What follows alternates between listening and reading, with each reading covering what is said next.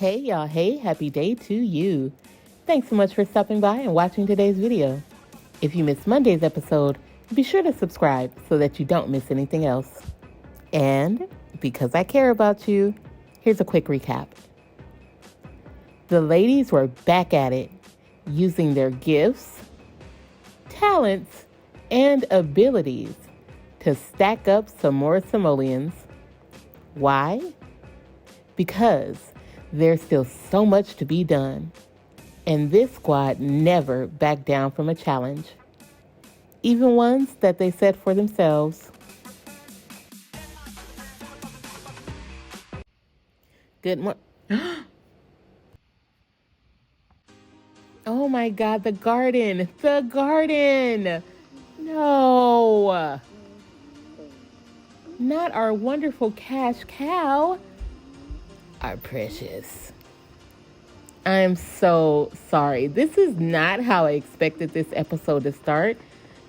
But ladies, harvest. Go. Pluck every single mature plant. We cannot let any of it go to waste. You have put in too many hours and too much sweat into this to let anything go bad or dormant. Good gravy. The seasons change so fast. I feel like they just got this garden together and now it's about to be gone. Pluck, harvest, pluck. Get every beautiful plant you can. Come on, I believe in you. Ooh, that was close.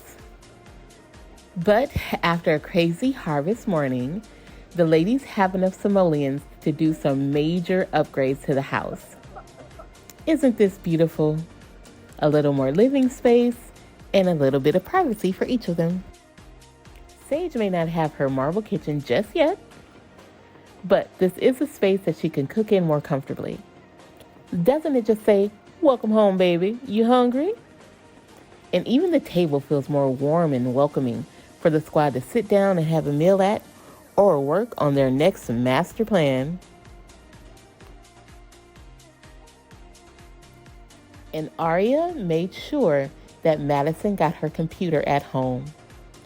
No more late nights at the library or fighting a teenager who just wants to play computer games for a space on the computer. Now, she could write in the comfort of her own home.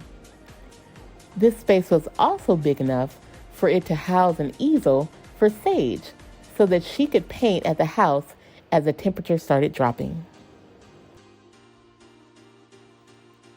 And each lady now has her own room and her own bathroom.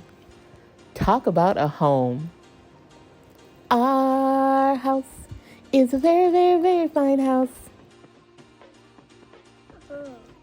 But on top of all of that, with the money that was left over from the harvest, after they did the house upgrades, there was enough for something very important. They talked it over and unanimously agreed that Aria should head over and become a partner at the bookstore. It was her garden that got them their house. She searched tirelessly for seeds almost every day, and before they started working in the garden together, she was the one that was solely responsible for the upkeep. So yeah, Aria should absolutely get something grand out of this. Congratulations, Aria! As they were sharing a toast at home, Sage got a text from Hank, inviting her to a party at his place. As she was trying to leave, Madison chimed in. "Oh, let's all go. We want to meet this mysterious Hank." It was a pretty cool party. There were no cake stands or streaking, but still, the music was good, and Hank's guests seemed really friendly while they were all hanging out in the living room. Until Aria noticed that someone was not in the living room with them. She turned and looked in the kitchen, and Sage and Hank were there. Sage seemed to really like him, and she was happy for her. She knew that a husband was one of her wants. Until she noticed, "Madison, look at this." "What the fuck?"